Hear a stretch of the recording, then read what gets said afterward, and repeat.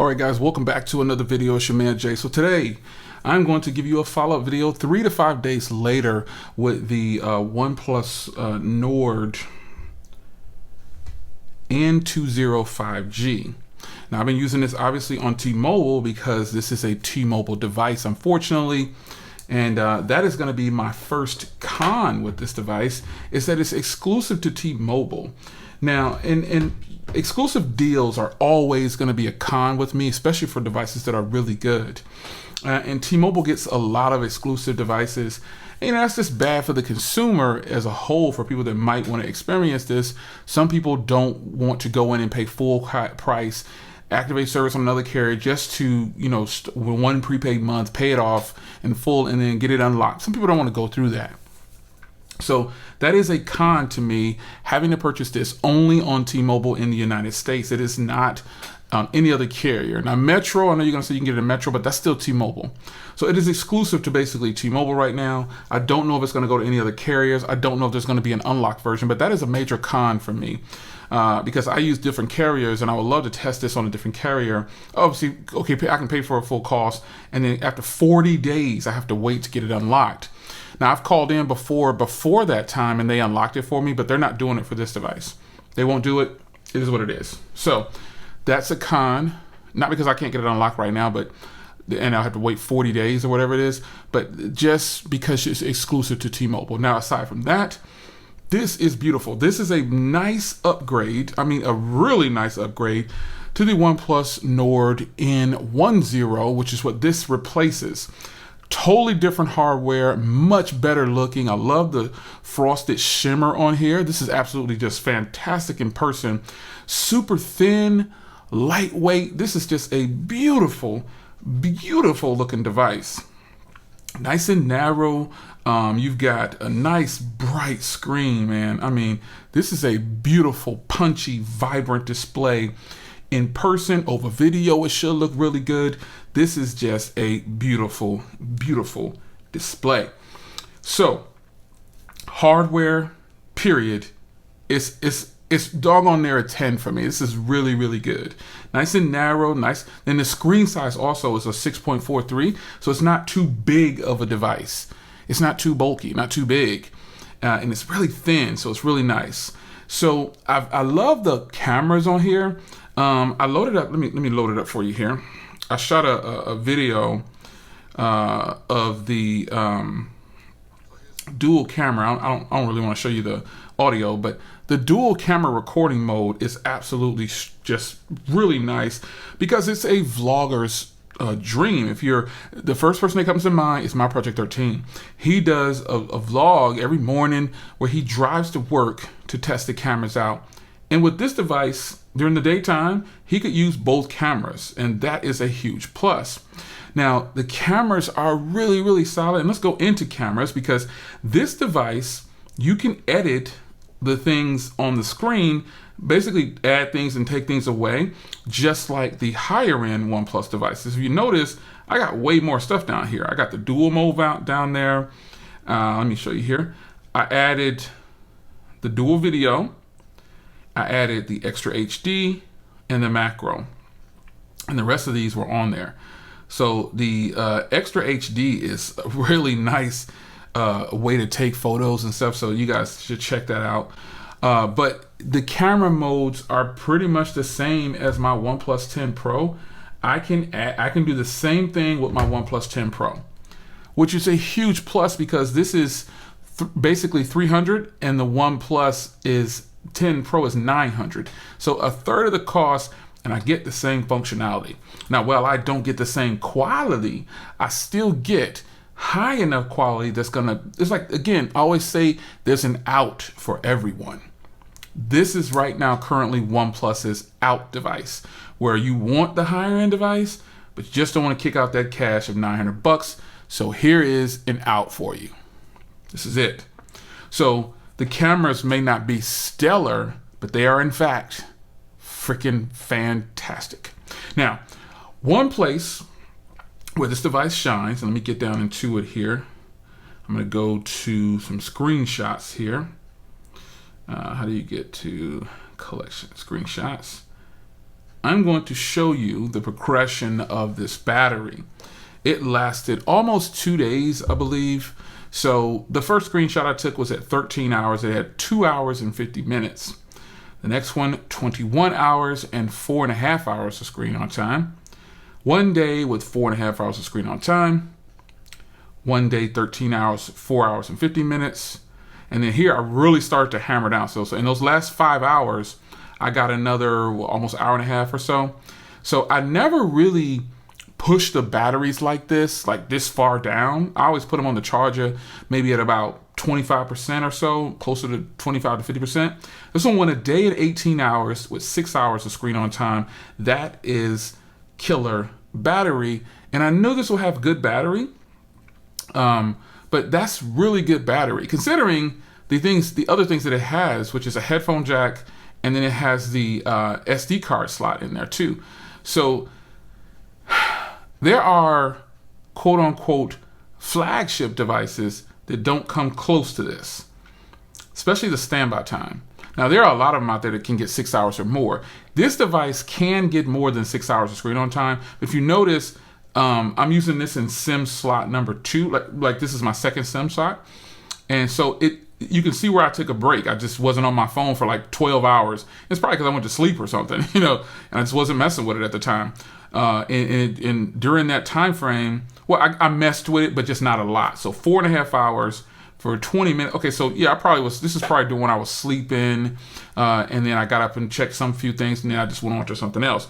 But then from this 1 hour and 1 day and 13 hours to the 1 hour, so 5 hours later, I start to really dig in, and you can see it dropped 19% during this time and gave me a little over another hour. So it's important to note that your battery usage is going to be what you use the device for. It's not going to match mine. Some of you guys are going to get 10 hours of screen on time, but you're not going to get almost 2 days of standby. You're just not going to get that. Not with this device. I can tell you it's just not going to happen. You're going to be within a 24-hour period, so you can probably get 16 to 18, maybe 20 hours with that 10 hours of screen on time or so. But you're not going to be able to. Only the king of that is like the V60. The V60 is known for having like 16 hours of screen on time, whatever. I think I've done 12 to 16 hours before. But let me see here. I think I ran it down some more. Oh yeah, I ran it down just a little bit more. 4 hours. So it went technically almost 2 days. That was one more screenshot right there. So another 4 hours with 5%. And you can see I didn't use it during that last time.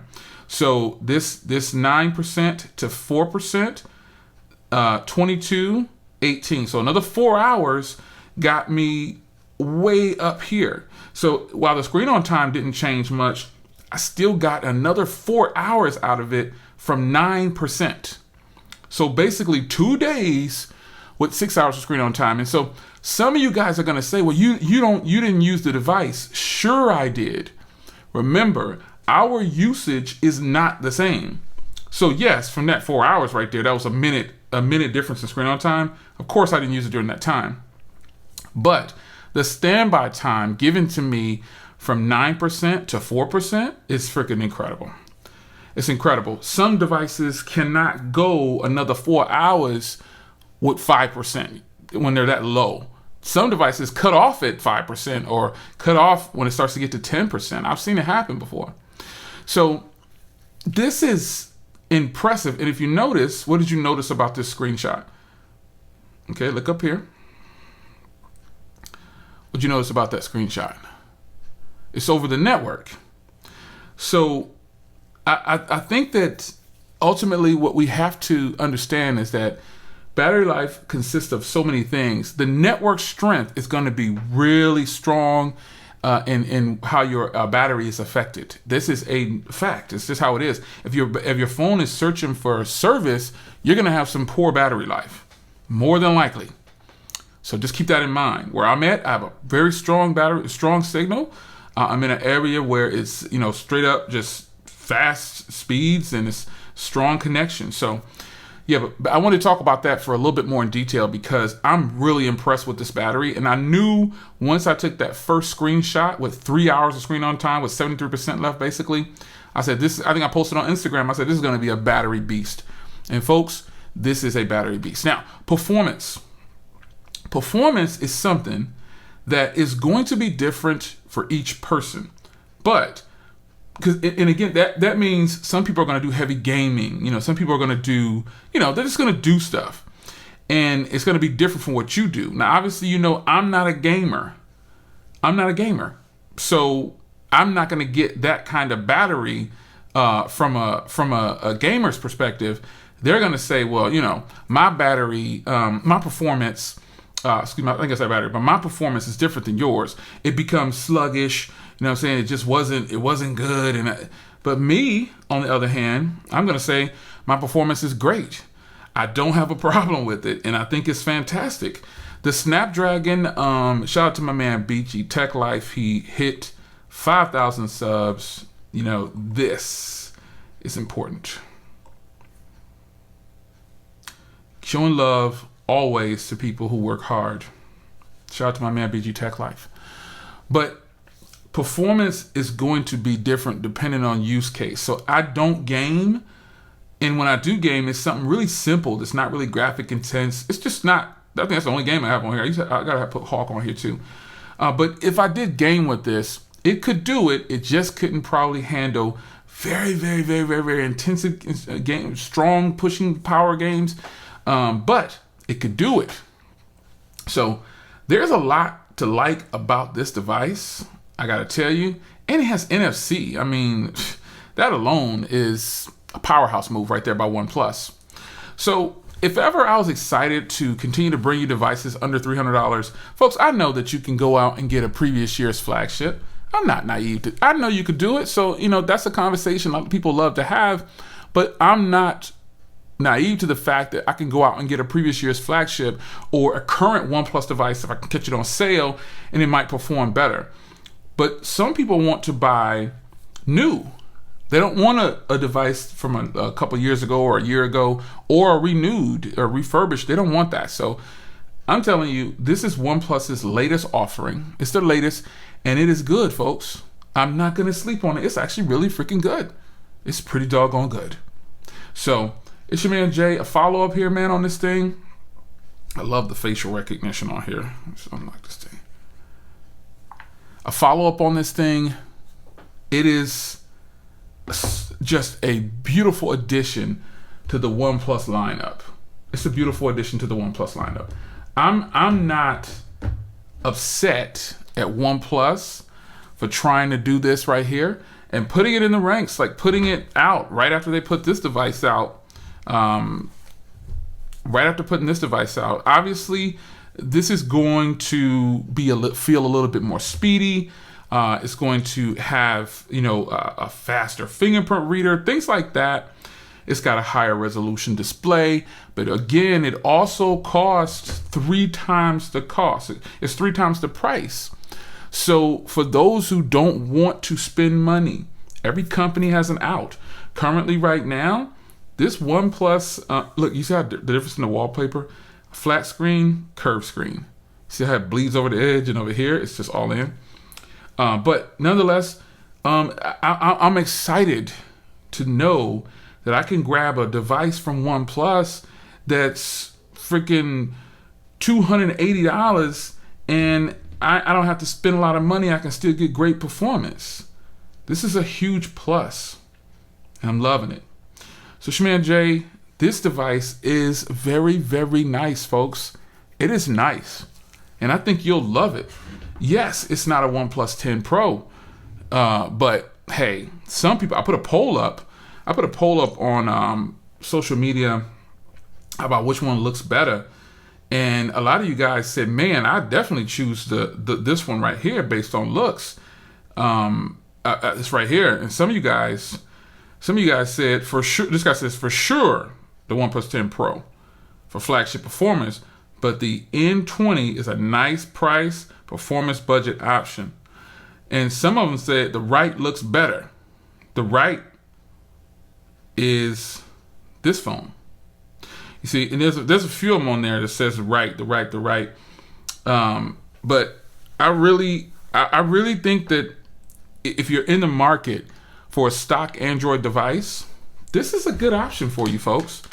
don't sleep on it. It's really, really good, man. I think you'll be happy with what you get right here. So it's your man Jay. Follow-up video, once again, the OnePlus Nord N20. It's really nice.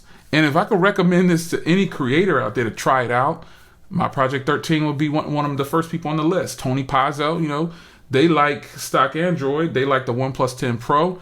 I think they will be surprised at how good this device is. Anybody out there that has the OnePlus 10 Pro, I think you'd be impressed with this device. Believe it or not, I think you would. It's your man Jay. Hope you guys enjoyed, and I will see you in the next video. Take care.